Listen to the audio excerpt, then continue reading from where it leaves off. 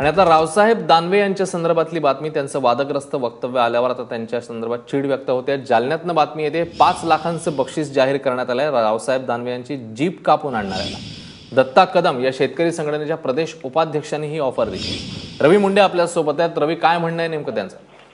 अश्विन, गेल्या 2 दिवसापासून रावसाहेब दानवे यांच्या वादग्रस्त वक्तव्याचे पडसाद राज्यभर उमटत आहेत। विरोधी पक्षाबरोबर सत्तेत असलेला मित्र पक्ष देखील रस्त्यावर उतरलेला आहे। साहजिकच शेतकरी संघटनांचाच देखील उद्रेक पाहायला मिळतोय आणि याच अनुषंगाने जालन्यामध्ये आज शेतकरी संघटनेच्या वतीने एक जिल्हाधिकाऱ्यांमार्फत पंतप्रधान आणि फडणवीसांना सुद्धा, मुख्यमंत्र्यांना सुद्धा निवेदन देण्यात आले। त्या निवेदनामध्ये रावसाहेब दानवे यांची जीप कापून आणणाऱ्यास 5 लाखाचं बक्षीस म्हणजे अशी ऑफरच जाहीर केली शेतकरी संघटनेच्या वतीने। प्रदेश उपाध्यक्ष दत्ता कदम जे या जिल्ह्यातील आहेत त्यांच्या वतीने हे निवेदन देण्यात आलं आहे आणि ही 5 लाखाची रक्कम ही भीक मागून जमा करून त्या कार्यकर्त्याला देण्यात येईल। जो कोणी हा काम करेल अशा कार्यकर्त्यांना हे बक्षीस देता येईल, अशा प्रकारची जाहीर घोषणा या ठिकाणी करण्यात आलेली आहे।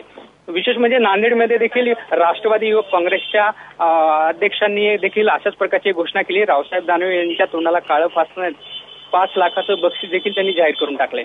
अश्विन, रवी, धन्यवाद या माहितीबद्दल।